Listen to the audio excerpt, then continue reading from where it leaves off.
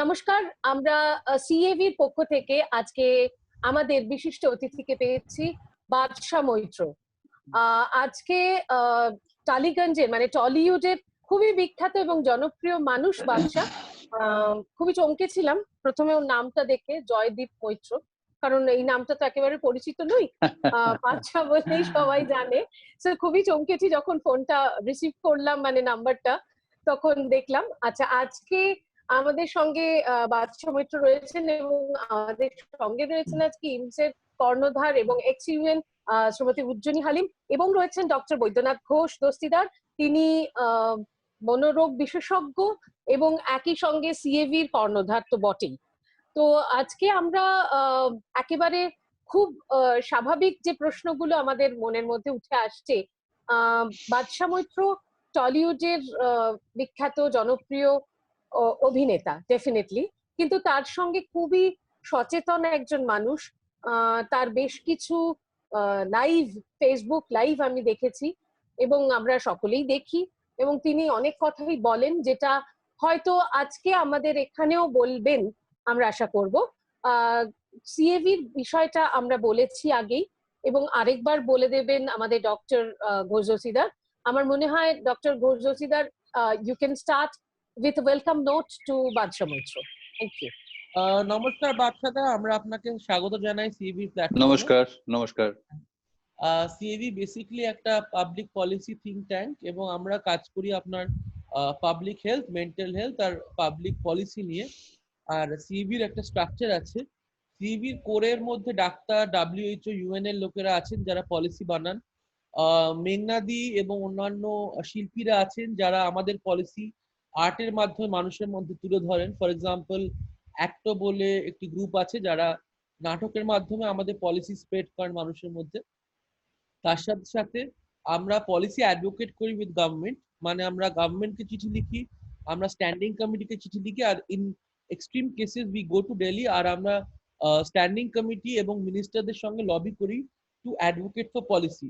এইটা যেটা আমরা করছি এটা এক ধরনের লবিং, যে আমরা সিভিল সোসাইটির লোকজনদের এনে আমরা আলোচনা করলাম, তাহলে আপনাদের থেকে আমরা ফিডব্যাক পেলাম অ্যাবাউট দ্য প্রবলেমস, আর আমরা আমাদের যে পলিসি ইস্যুস সেগুলো আমরা মানুষের কাছে তুলে ধরলাম। এবং আমাদের অনেক এনজিও আছেন যারা অ্যাক্টিভলি আমাদের পলিসিটাকে গ্রাসরুট লেভেল নিয়ে যান। So there are 3 wings of CAB, আর we are allied with IMSE. IMSE is headed by Dr. Halim.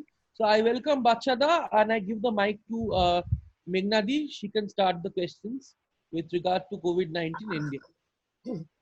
প্রথম প্রশ্নটা একটাই যেটা মনে হচ্ছে, প্রথম প্রশ্নটা বাচ্চাকে জিজ্ঞাসা করার, সেটা হচ্ছে এই গোটা ইন্ডাস্ট্রি স্তব্ধ এই মুহূর্তে। একজন অভিনেতা হিসেবে তোমাদের যে জায়গাটা সেটা তো একটা রয়েছেই, কিন্তু এই ইন্ডাস্ট্রিটা কিন্তু অনেক মানুষকে খাওয়ায়, একদম লিটারালি শ্রমিক মানুষ যারা, তারা কিন্তু এই ইন্ডাস্ট্রিতে রয়েছে। তো তাদের সম্পর্কে তোমাদের কি ভাবনা, বা তোমরা কিভাবে দেখছো বিষয়টাকে, সেটা যদি আমাদেরকে একটু বলো। দেখো, যদি শুধু আমার ইন্ডাস্ট্রির কথা বলো, সেখানে আর্টিস্ট ফোরাম এবং ফেডারেশন, মূলত আর্টিস্ট ফোরাম এটা শিল্পীদের একটা অর্গানাইজেশন, যারা এই সময় দুস্থ শিল্পী এবং পোর টেকনিশিয়ান, তাদের আমরা একটা চেষ্টা করছি একটা অ্যামাউন্ট অফ মানি বা রেশন তাদের দেওয়ার জন্য। সেটা প্রচুর লোককে আমরা যে দিতে পারছি তা নয়, কিন্তু আবার বেশ কিছু মানুষ উপকৃত হচ্ছেন।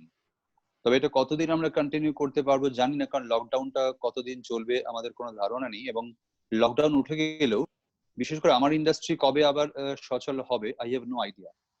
আমরা কেউই জানি না কবে শুটিং শুরু হবে আবার।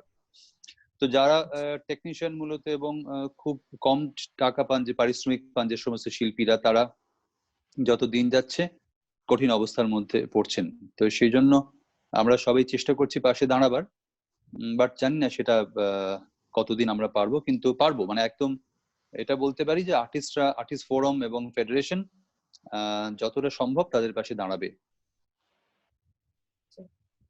তো বাকি আর এই কোভিড-19 এই বিষয়টাকে কিভাবে তুমি দেখছো? মানে একটা খুব এইরকম ধরনের প্রশ্ন করে কোনো লাভ নেই যে কিভাবে সময় কাটাচ্ছো, একেবারেই জানতে চাইছি না সেটা, কারণ অনেকেই অনেক রকম অনেক কিছু বলবেন, কিন্তু আমার মনে হয় যে একদম এখনকার এই মুহূর্তে দাঁড়িয়ে আমাদের সময় কাটানোর থেকেও বেশি জরুরি যে চারিদিকের অবস্থাটা বা পরিস্থিতিটা কি জায়গায় কোথায় পৌঁছচ্ছে এবং কিভাবে ভাবছি আমরা, কিভাবে সেটা দেখছি। একজন বিশিষ্ট নাগরিক হিসেবে তোমার কি মনে হয় সেটা তুমি একটু যদি শেয়ার করো। দেখো, আমি করছি বলতে অনেক কিছু করছি, সে আলোচনায় পরে আসছি, বাট আমি যেটা শুরু করেছিলাম, আমার যেটা বারবার আমি আমি বলছি, আমি শুটিং এর বাইরে, এটা বলে রাখা ভালো, আমার পুরো সময়টা কাটে মূলত আমি জঙ্গল ভালোবাসি, ছবি তুলি।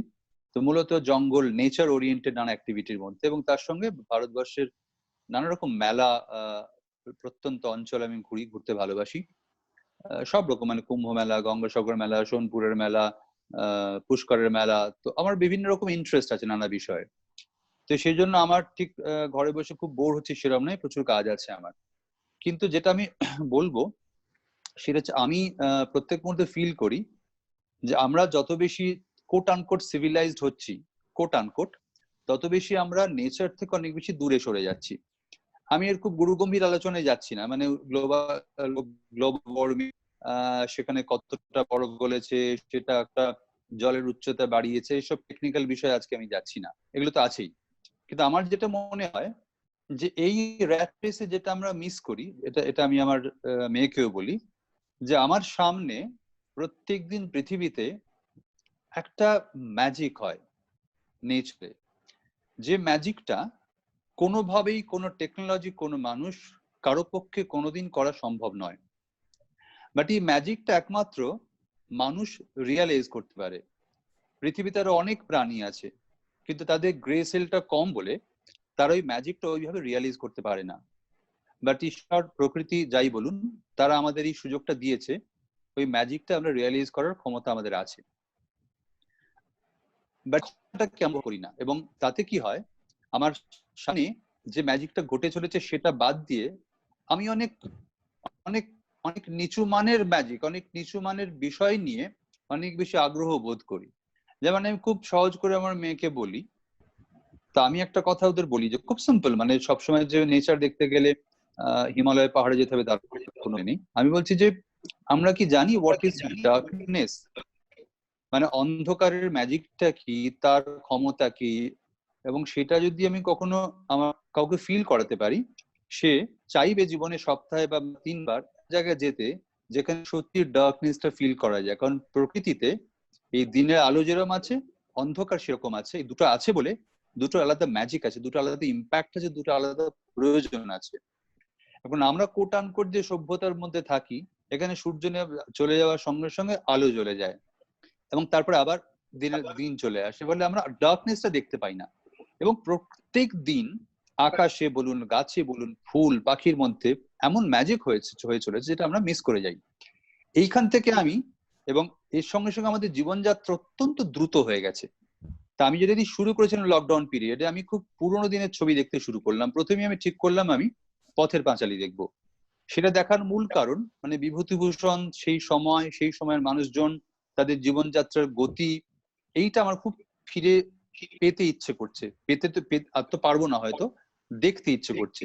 সেখান থেকে জন অরণ্য দেখতে শুরু করলাম, যে কি ছিল সেই সময়টা, আজকে কোথায় চলে এসেছি আমরা। এবং সেইটা করতে করতে এই করোনা ভাইরাস, যেটা নিয়ে এই প্যান্ডেমিক নিয়ে কথা হচ্ছে, একটা কথা আমাদের প্রত্যেককে এবার মেনে নেওয়ার সময় এসেছে, যে এই মূলে যে কোনো এই যে বন্য প্রাণীর সঙ্গে মানুষের যে কন্টামিনেশন যে চলছে, তার মূলে কিন্তু আমাদের আগ্রাসন, অ্যাগ্রেসিভ একটা নেচার মানুষের, হিউম্যান রেসের, যে কোনো জায়গা আমরা দখল করব, যে কোনো জায়গা আমাদের বলে আমরা দখল করব। এটা করতে করতে আমরা ওই নেচার থেকে, ওই সহজ জীবনটা থেকে অনেক দূরে সরে এসেছি। এবং আমি বেশি কথা বলবো না, তোমাদের কথা শুনবো। একটা ছোট্ট কথা বলে এইবার শেষ করছি, সেটা হচ্ছে, তুমি খেয়াল করে দেখবে যারা আমরা সেই অর্থে বড় শহরে আছি, এই লকডাউনে তারা অনেক বেশি খারাপ আছে রাদার দেন যারা মফস্বল এবং গ্রামে আছেন। আমার নিজের বাড়ি কলকাতায় নয়, আমি সেজন্য খবর জানি সেখানকার মানুষ, ছেলেমেয়েরা কেমন আছে, এবং আরো অনেক অঞ্চলের সাথে কথা হচ্ছে আমার। তার খুব বড় দুটো কারণ স্পষ্ট। একটা হচ্ছে যে কলকাতায় আমরা যে পরিবেশের মধ্যে থাকি, বেশিরভাগ মানুষ যে ফ্ল্যাট, যে বাড়ি, যে পরিবেশ, জানলা খুললেই, ফ্ল্যাটে জানলা খুললে উল্টো দিকের ফ্ল্যাট, সন্ধে হয়ে গেলে ফ্ল্যাটে আলো জ্বাললে পর্দা টেনে দিতে হয়, বাইরের আলো ঢুকবে না, না হলে উল্টো দিকের ফ্ল্যাটের লোক আমার ঘরের ভেতর দেখতে পাবে। অসম্ভব গরম, পুরো পরিবেশটার মধ্যে হাইজিন বলে কিছু নেই।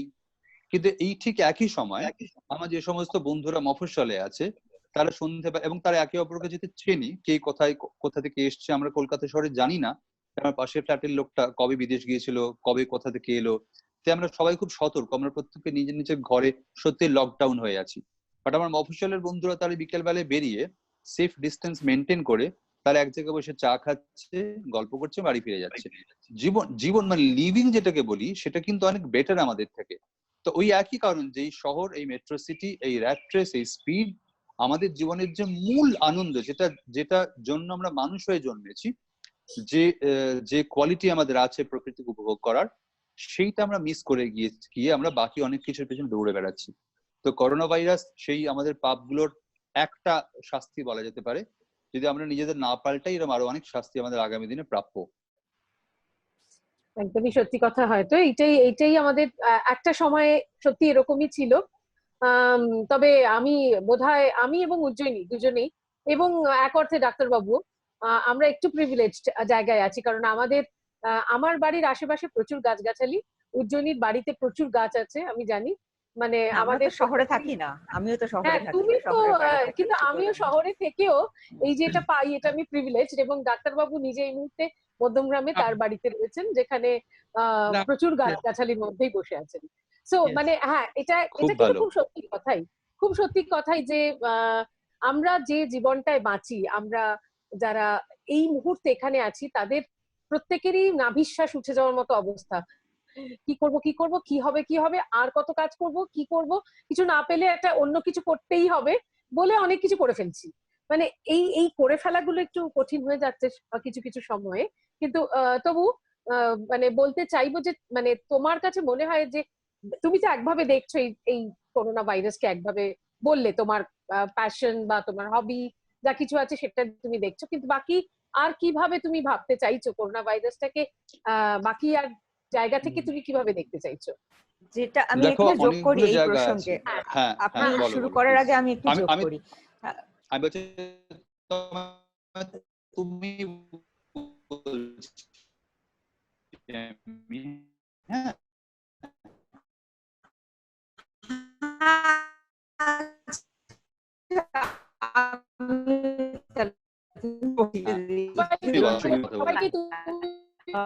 তুমি যেটা বললে সেটা মতো তার সংকটের জায়গাতে দাঁড়িয়েছে, এবং এটা চরম শিক্ষা। প্রকৃতির উপরে আমরা যত অত্যাচার করেছি, প্রকৃতি একসময় এসে তার প্রতিশোধ নিচ্ছে এবং নেবে। যে সিনেমা দেখার কথা আমি বললাম, আমিও সিনেমা দেখছিলাম, সত্যজিৎ রায়েরই একটা সিনেমা দেখছিলাম। আমি দেখছিলাম অশনি সংকেত দেখতে দেখতে আমি কোভিড প্রসঙ্গে সেই সিনেমাটারও একটা ভীষণ রকম আমার মনে হলো একটা রেলেভেন্স আছে, কারণ একটা ইস্যু তো নিশ্চয়ই, যেটা প্রকৃতি পরিবেশ অল্প কিছুদিনের জন্য, যতদিন লকডাউন চলছে সেটা কতদিন, যেমন তুমিও বললে আমরা কেউ জানি না, সেখানে নানান রকম কাজের অসুবিধা তাদের, বিশেষ করে যারা দিন আনে দিন খায় এই মানুষগুলো, বা যারা আমরা যাদেরকে স্যালারিড পার্সনস বলি, যারা স্যালারিড পিপল না, পার্টিকুলারলি গভর্নমেন্ট সেক্টরে কাজ করেন না, তাদের যে অনিশ্চয়তা, সেই জায়গাগুলো দেখতে দেখতে আরো একটা বড় অনিশ্চয়তার দিকে আমরা চলেছি। আমি কালকে একটা ইউনাইটেড নেশনস রিপোর্ট করছিলাম যে তারা সারা বিশ্বকে কি বলবো, তারা বিশ্বকে জানাচ্ছেন বা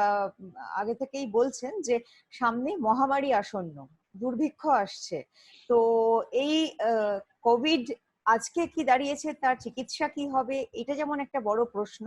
ইমিডিয়েটলি আমাদের রেসপন্স কি হবে, এটা যেমন একটা বড় প্রশ্ন। খাদ্য সুরক্ষা, যেহেতু আমি নিজেও, আমার এটা কাজের ক্ষেত্র, খাদ্য সুরক্ষাটা আজকে এবং খাদ্য সুরক্ষাটা কোভিড এর পরবর্তী সময়েও আমাদের কাছে একটা বড় চ্যালেঞ্জ এবং প্রশ্ন হয়ে দাঁড়াবে। আমি জানি যে সবাই আমরা জানি যে পরিযায়ী শ্রমিকরা বিভিন্ন রাজ্যে ছড়িয়ে পড়েছেন, বিভিন্ন রাজ্যে তারা আটকে আছেন, তারা কিভাবে ফিরবেন, কবে ফিরবেন, ফিরলে তাদের সমাজে কিভাবে গ্রহণ করবে, তারা তাদের পূর্ববর্তী কাজে কিভাবে ফিরে যাবে, এ নিয়ে অনেক পরিকল্পনার দরকার আছে। সেই পরিকল্পনাগুলো কোথাও একটু স্পষ্ট আকার নিচ্ছে না, বিচ্ছিন্ন ভাবে পরিকল্পনাগুলো রয়েছে। তার সাথে সাথে এই প্যান্ডেমিক নিয়ে এক ধরনের পলিটিক্স শুরু হয়েছে, যে প্যান্ডেমিক এর উপরেও ভাবাই যেত না, এর উপরেও একটা কমিউনাল কালার চড়ানো হচ্ছে, এর উপরেও একটা বিচ্ছিন্নতাবাদী রাজনীতি শুরু হয়েছে। এর মধ্যে এই সামগ্রিক জায়গাটা থেকে আমার জানতে ইচ্ছা করে শিল্পী মহলে তোমরা যারা রয়েছো তারা এটাকে কিভাবে দেখছো, এই খাদ্য সুরক্ষার ইস্যুটা, আমাদের যে পরিবর্তিত রাজনৈতিক এবং সামাজিক প্রেক্ষাপট, সেই রাজনৈতিক এবং সামাজিক প্রেক্ষাপটে দাঁড়িয়ে কোভিড-19 এর মোকাবিলায় আজকে কি করণীয় এবং আগামীতে কি করণীয়? ভীষণ কঠিন প্রশ্ন। মানে আমি অ্যাজ অ্যান অ্যাক্টর এটা বললে লোকজন বলবে যে বেড়ে কথা মানুষ বলছে। হিসেবে আমরা তো সাধারণভাবেই সবাই হ্যাঁ, ভাবি, হ্যাঁ। আমাদের পেশার আমি বাইরেও আমি তো আমরা আসলে ভাবি।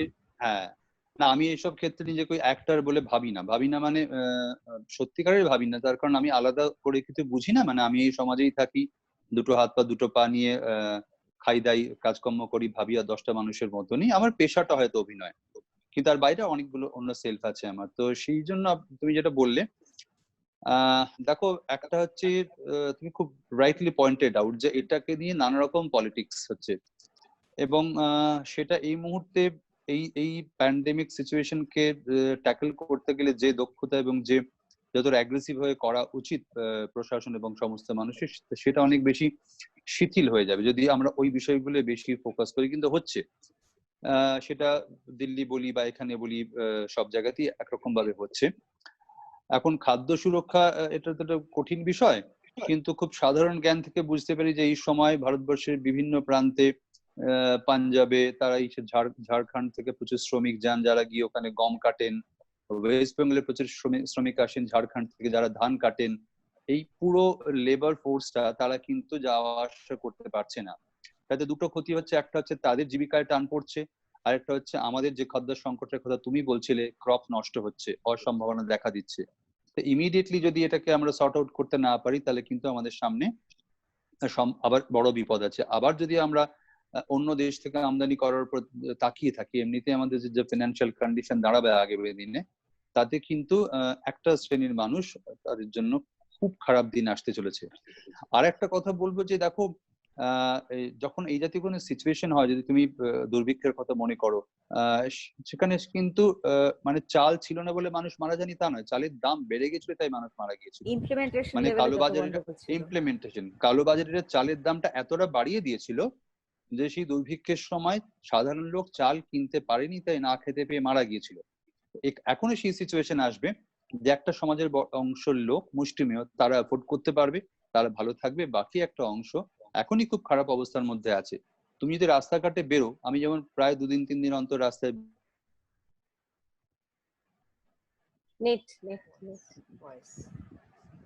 ভয়েস পাচ্ছি না।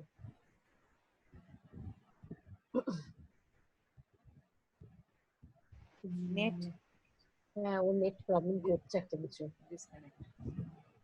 ডিসকানেক্টেড না, আছে কিন্তু 10 মিনিটস আনি বলছে। হ্যাঁ 10 মিনিট জানি, কিন্তু ওকে তো পাচ্ছি না, কিন্তু ডিসকানেক্টেড।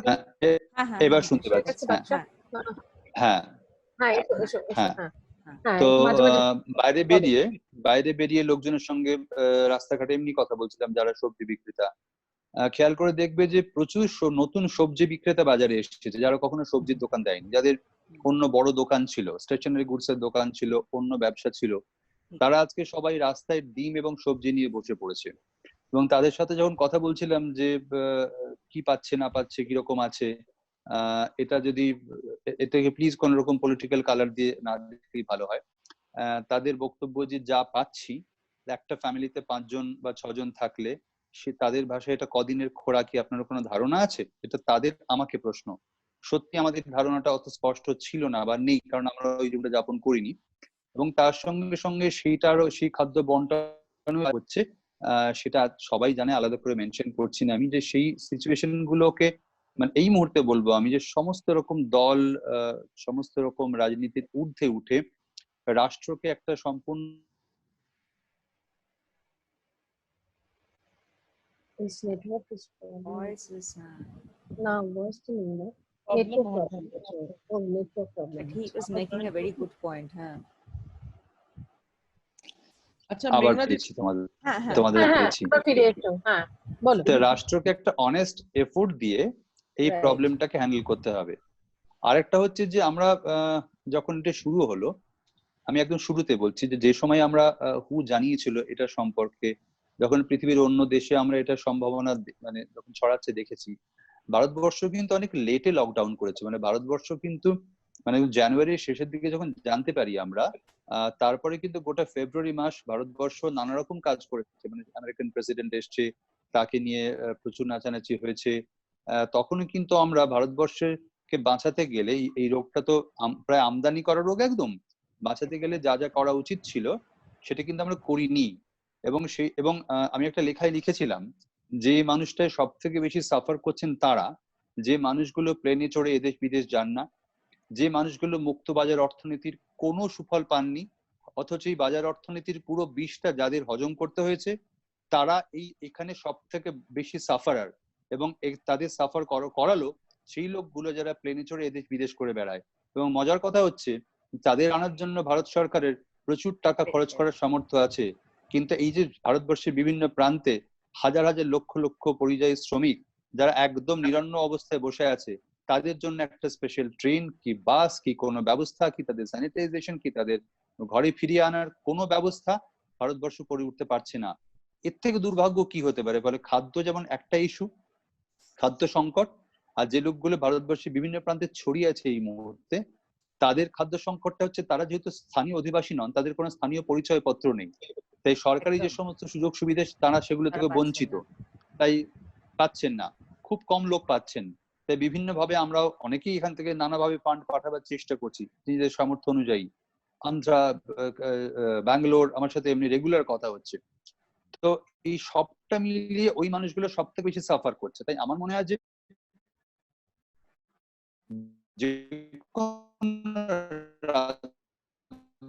সরকার বা কেন্দ্র সরকার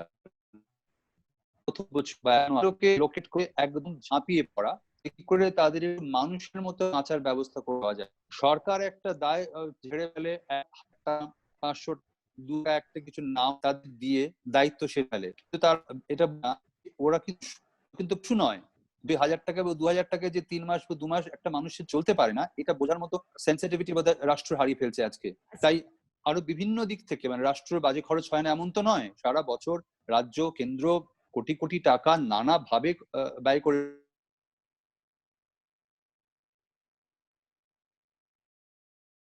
আরেকটু বেশি টাকা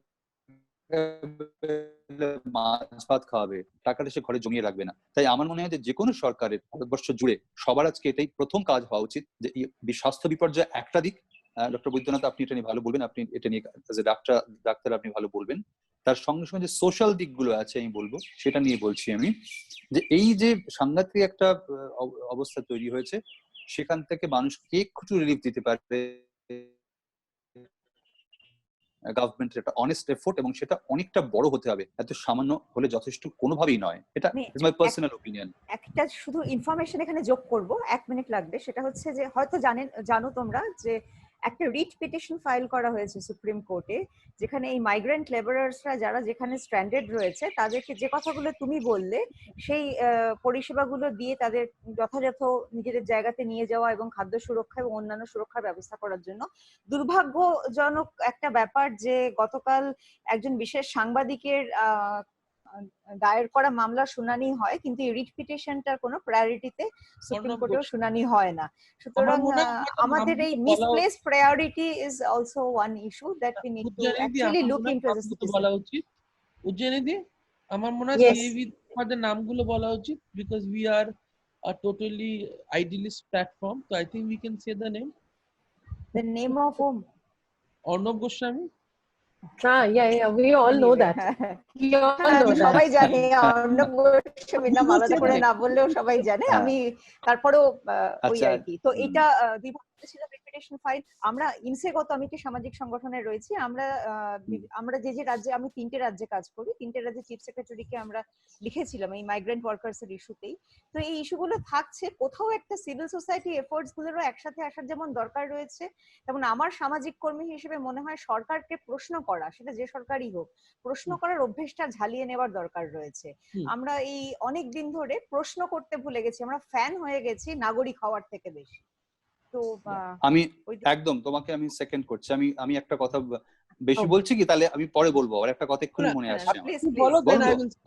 আচ্ছা তুমি আচ্ছা, বলো তাহলে সেটা আমি হচ্ছে দেখি। যে আমি জুমার কথা প্রসঙ্গে বলছি যে আমাদের দেশে যেহেতু তুমি সমাজকর্মী এবং এটা নিয়ে কাজ করো, বিভিন্ন স্টেটকে তোমরা রেকমেন্ড করো বিভিন্ন পলিসি, এই যেমন যে সমস্ত মাইগ্রেন্ট লেবার যারা বিভিন্ন স্টেটে কাজ করতে যায় তারা তো বাধ্য হয়ে যায়, কিন্তু বিভিন্ন স্টেটে যারা অর্থনৈতিকভাবে পিছিয়ে পড়া যে অংশটা, তাদের বিভিন্ন পলিসি মানে রেশন কার্ড, বিভিন্ন স্বাস্থ্য বীমা নানা রকম আছে, কিন্তু দেখা যায় যখন এরা অন্য স্টেটে চলে যায় সেখানে গিয়ে ফেসিলিটি গুলো তারা একটাও পায় না।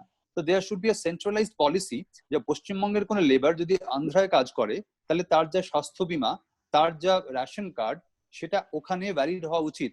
কারণ সেই লোকটা একইভাবে গরিব লোক, মানে পশ্চিমবঙ্গে থাকলেও সে গরিব, সে আন্ধ্রাতে কাজ করলেও গরিব, বরং ওখানে গিয়ে আরো বেশি গরিব হয়, কারণ তাকে ঘর ভাড়া করে থাকতে হয়, আরো অনেক ইস্যু আছে ওখানে। তাই এই পলিসিটা আসা উচিত যে ভারতবর্ষের যে কোনো প্রান্তে সে কাজ করবে সেখানে এই বেনিফিট গুলো গভর্নমেন্ট তাকে যেন দেয়, এনশিওর করে। এটা তোমরা একটুখানি ভাবতে পারো। আর বাকি বৈদ্যনাথ বলো, তারপর আমরা আবার বৈদ্যনাথ, কথা আমি এগোবো। একটা কথা বলে নি এখানে, যা জাস্ট একটা ওয়ার্নিং।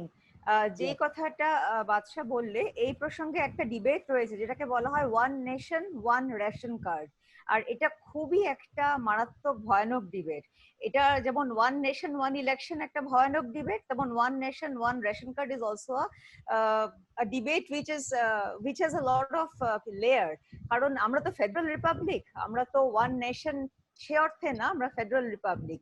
ওই ফেডারালিজমের ব্যাপারটাকে সুরক্ষিত রেখে কিভাবে আমরা মাইগ্রেন্টস এর সমস্যাগুলোকেও দেখতে পারি, I think we need to actually look into that, এবং এখানে আরো পলিসি রিসার্চ করার, এবং তাদের যাতে ক্ষতি না হয়, তারা যাতে বেনিফিটস এন্ড এন্টাইটেলমেন্টস গুলো অ্যাক্সেস করতে পারেন, সেই দিকটা দেখা নিশ্চয়ই দরকার রয়েছে। তবে সমস্ত কিছুকে ওয়ান নেশনের আমব্রেলাতে আনতে যাওয়াটাও খুব বিপজ্জনক একটা ব্যাপার। আমাদের সঙ্গে আজকে বাদশা মৈত্র আছেন।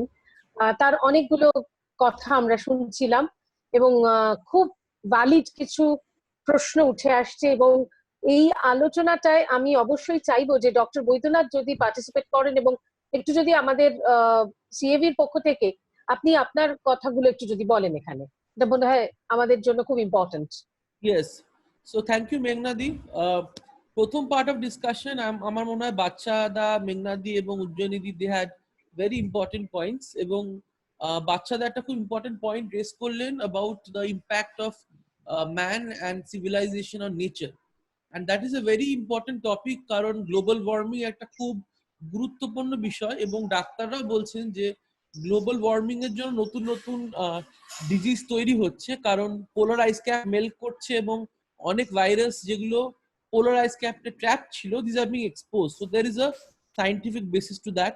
বাচ্চাদা আর একটা কথা বললেন অ্যাবাউট, এবং খুব সুন্দরভাবে বললেন যে যারা প্লেনে ঘুরে বেড়ায় এবং যাদের পেছনে সরকার সব থেকে বেশি ফোকাস করেন, তারা হয়তো একটা রোগ এনেছেন, এবং তার সাধারণ হচ্ছে সেই প্রান্তিক মানুষ যারা একেবারে টার্মিনাল পার্টে আছেন। তো উনি খুব দুটো সুন্দর কথা বলেছেন। এবং উজ্জয়িনী দি আর একটা কথা বলেছেন about a universal ration scheme. তো on behalf of CAV, we will try to create policy papers, one to with respect to global warming and impact of that, and secondly, of course, the economic issues. Now I will go into the medical aspect of COVID-19. আর আমারও কিছু প্রশ্ন আছে বাচ্চাদের জন্য। বাচ্চাদা, আমি আপনাকে একটা খবর দিই, দুটো রিপোর্ট আছে। একটা রিপোর্ট হচ্ছে আপনার ইন্ডিয়ান কাউন্সিল অফ মেডিকেল রিসার্চের, যেটা আপনার জানুয়ারি মাসে বেরিয়েছিল, এবং সেই রিপোর্টটা ইন্ডিয়ান কাউন্সিল অফ মেডিকেল রিসার্চের 3 জন সায়েন্টিস্ট তৈরি করেন, এবং সেই রিপোর্টে পরিষ্কার বলা ছিল যে আইসিএমআর যে পলিসি নিয়েছিল ইনিশিয়ালি জানুয়ারি ডিসেম্বরে, দ্যাট ওয়াজ রং পলিসি। কারণ আইসিএমআর এর প্রথম পলিসি ছিল যে যারা বিদেশ থেকে আসছে এবং যাদের মধ্যে সিমটম তাদেরকে টেস্ট করা হবে। তো আইসিএমআর এর মধ্যে থেকে একটা আওয়াজ ওঠে যে না, যারা আসছে তাদেরকে টেস্ট করা হবে যাদের সিমটম আছে, but blanket testing of all travellers আর কমিউনিটিতে যাদের সিমটম আছে তাদেরকেও টেস্ট করা, এবং একটা ম্যাথমেটিক্যাল মডেলও তারা প্রপোজ করেন। এবং অনেকে বলেন যদি ইনিশিয়াল আইসিএমআর এর যে সায়েন্টিস্টদের রিপোর্টটা অ্যাকসেপ্ট করা হতো, তাহলে হয়তো আমাদের দেশে ভাইরাস ঢুকতোই না।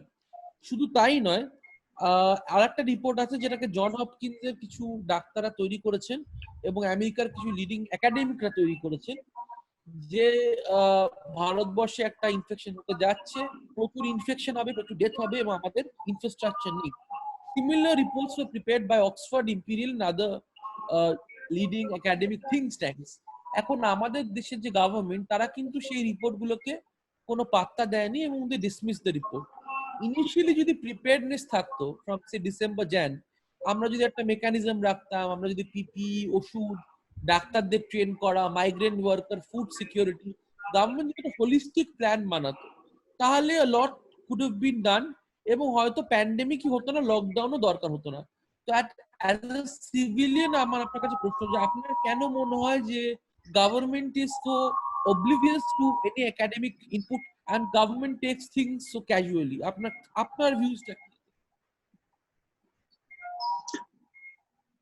দেখো, গভর্নমেন্ট তার একটা নিজস্ব এজেন্ডা থাকে এবং তার কাছে যদি প্রায়োরিটিতে এটা প্রাধান্য না পায়, যে সাধারণ লোক এবং তাদের মানে মানুষের মতো বাঁচাটা যদি প্রাধান্য না পায়, তাহলে গভর্নমেন্ট এটাই করবে যেটা যেটা যেটা হয়েছে।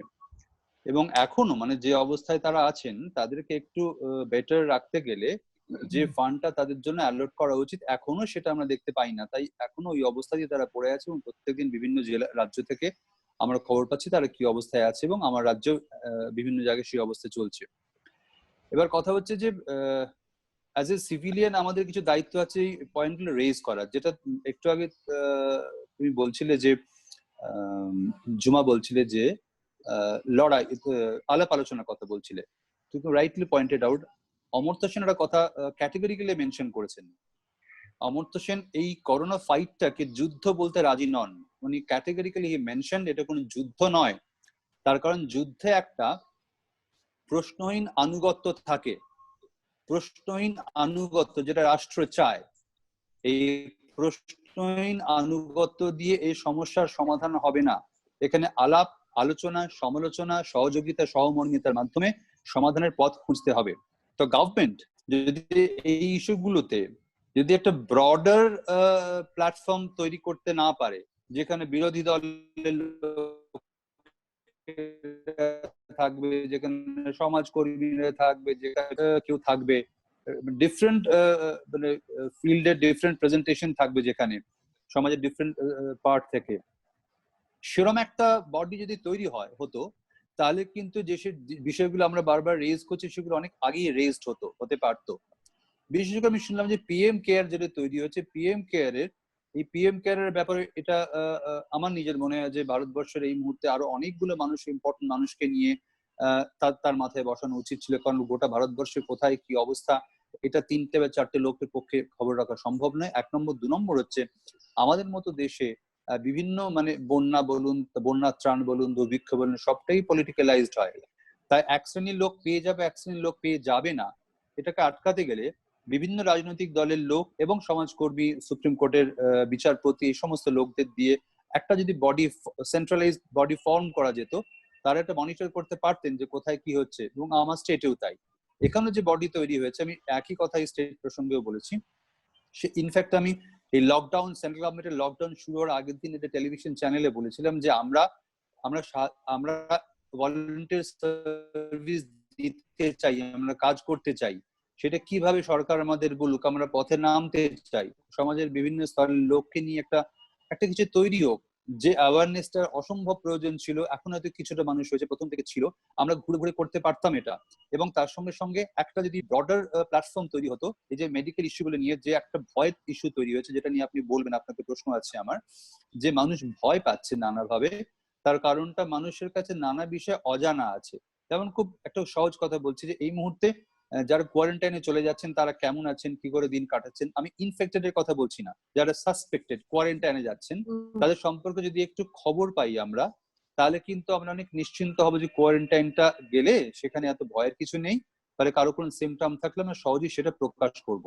বা যারা ইনফেক্টেড, যাদের ট্রিটমেন্ট হচ্ছে, তাদের যদি একটু আমরা দেখতে পাই, সেটা বিভিন্ন মাধ্যমে, আজকে ডিজিটাল মিডিয়ার জন্য এটা এমন কোনো কঠিন ব্যাপার নয় যে তারা এটা কেমন আছেন। বিশেষ করে এই অসুখটার জন্য যেহেতু এর কোনো ওষুধ নেই, মানুষ এমনি মানসিকভাবে বিপর্যস্ত হয়ে আছে। ওষুধ থাকলেই অনেক বড় অসুখে মানুষ এতটা বিপর্যস্ত হয় না। তাই যেখানেই মানুষটা আছেন, যে ওখানে পরিবার পরিজনের থেকে বিচ্ছিন্ন হয়ে, এবং এটা এমন একটা অসুখ যে অসুখটা হলে আপনার চিকিৎসার দায়িত্ব বা অধিকার আপনার থাকছে না, তার পরিবার পরিজনের থাকছে না, এই পুরো অধিকারটা চলে যাচ্ছে রাষ্ট্রের। এটা একটা মানুষের বাঁচা মরার প্রশ্ন।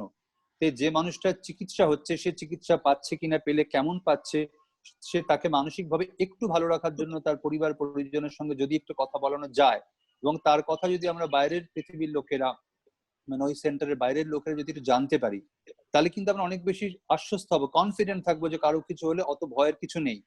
কিন্তু উল্টোটা হচ্ছে, মানে কোনো একটা খবর বেরিয়ে এলে সেটা কিভাবে চেপে দেওয়া যায় তার জন্য একেবারে প্রশাসন ঝাঁপিয়ে পড়ছে। এতে করে আমাদের মনে হচ্ছে তাহলে কি না কি ভয়ঙ্কর অবস্থা আছে যেটা আমাদের জানতে দেওয়া হচ্ছে না। এবং কোয়ারেন্টাইনের ক্ষেত্রে বিভিন্ন লোককে, একটি ফ্যামিলির কথা আমি ক্যাটেগরিক্যালি মেনশন করছি, যিনি টেলিভিশনে এসে জানিয়েছেন, মিস্টার সাউ এক পরিবার, তার মা মারা গিয়েছেন। মারা যাওয়ার পর সেটা নিয়ে ওনাদের অভিযোগ আছে, তারা জানেন না কি করে মা মারা গেলেন। যাই হোক, হসপিটাল পরে জানায় তারা কোভিড পজিটিভ, এবং তারপর গোটা বাড়ি লক করে তাদের কোয়ারেন্টাইনে পাঠানো হয়। এবং ছেলেটি টেলিভিশন চ্যানেলে এসে নির্দিষ্ট করে অভিযোগ করছে যে সে জানে না তার বাবা কোথায় আছে, এবং তার আরো 2 বোন আছে, তারা নির্দিষ্ট করে অভিযোগ করছে তারাও জানে না তাদের বাবা কোথায় আছে। এই সিস্টেমে যদি কোয়ারেন্টাইন হতে থাকে তাহলে কিন্তু মানুষের সংক্রমণের আশঙ্কা দেখা দিলেও মানুষ ঘরে চুপ করে বসে থাকবে। লকডাউন উঠে গেলে বাড়ি বেরিয়ে পড়বে, তারপর কিন্তু সিচুয়েশন আয়ত্তের বাইরে চলে যাবে।